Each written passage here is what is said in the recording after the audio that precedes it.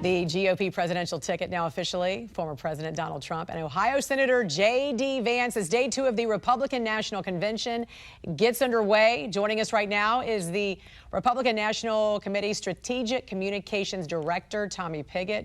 Good morning to you, sir. Welcome to the National Desk. We saw former President Trump yesterday. We did not hear from him. Of course, there is a focus on heightened safety and security there at the convention. How is Trump doing, and how have security measures been increased there?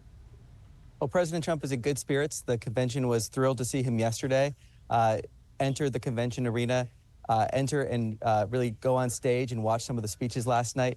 In terms of security, I'll echo the words of our chair. The convention team has been working with 41 law enforcement agencies to really make sure that this is going to be a safe convention. Of course, after the assassination attempt, there was a re-examination of those efforts. But the effort to make this convention as safe as possible has been going on for months, and that continues in collaboration with our law enforcement and security partners.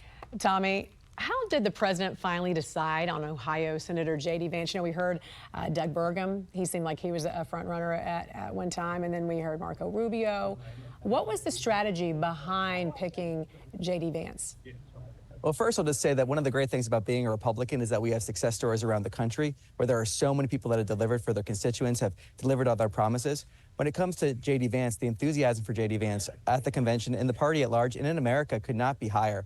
I think one of the defining images of this campaign is going to be President Trump going to East Palestine, Ohio, touring the grounds of the toxic train derailment soon after it happened with Senator Vance. In comparison, it took Joe Biden over a year to go. I think JD Vance is part of that forward-looking vision President Trump has to uplift the forgotten man and woman, and they'll be forgotten no longer when President Trump and Vice President JD Vance are elected to the White House. I got to ask you about one of your speakers yesterday. For the first time at the convention, we did see Teamsters, a Teamsters union president there. That has never happened before, and some folks were saying, wait, is this the DNC or the RNC? Why was he chosen to speak? Well, I think it goes to the fact that President Trump has an agenda for the working men and women of this country. When he went to a New York City construction site with union workers, he was greeted with such enthusiasm. At 6 in the morning, early in the morning, crowds lining the street to see President Trump. That's the type of enthusiasm the working men and women of this country have for President Trump because his agenda delivers for them.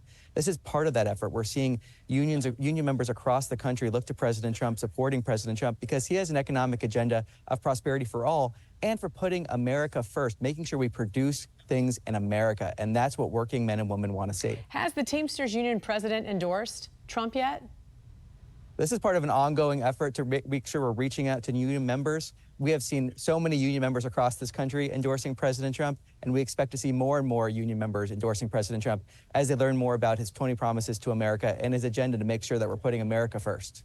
Speaking of which, I want to talk about some of the themes that you guys have. I know yesterday was Make America Wealthy. Once again, today is Make America Safe. Tomorrow will be Make America Strong. And then Thursday, Make America Great. Who do you guys have on tap today for Make America Safe once again?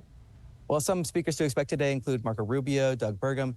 Ultimately, we're going to be hearing also from Americans that work to keep America safe or have been impacted by the fact that America is no longer safe. And that's part of the general theme of this convention, is uplifting the everyday American who may not have a platform traditionally to share the impacts of Biden's policies that are having on their lives, or the impacts that President Trump had in the good direction when he was president, and why we need President Trump's policies back in the White House.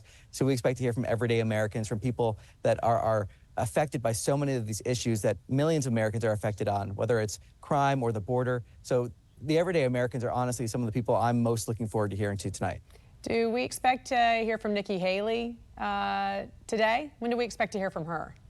I don't want to get ahead of any scheduling announcements specifically to Nikki Haley or specific speakers necessarily, but I'll just encourage people to watch the convention. You never know what might happen. It's going to be a great show with a, more importantly, great message that's going to unite America. And is Thursday the first time we're going to hear the president himself speak?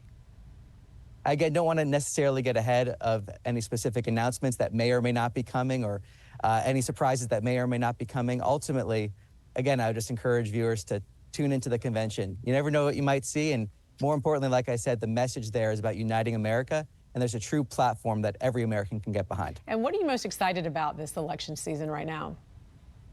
Well, I think I'm excited, and as millions of Americans are, about the prospect of making America great again. Those 20 core promises that President Trump has, that he's put forward, is a blueprint to making sure that we make America safe. We make America wealthy. We make America great. Again, peace through strength on the world stage. We know the policies that work. President Trump has done it before. We just need to elect him back to the White House to re-implement those policies. And that agenda that is uniting Americans across this country is exciting to so many Americans, and it's an opportunity to make sure we truly put this country back on the right path for this generation, but also future generations to come. RNC Strategic Communications Director Tommy Pigott, pleasure talking to you, sir.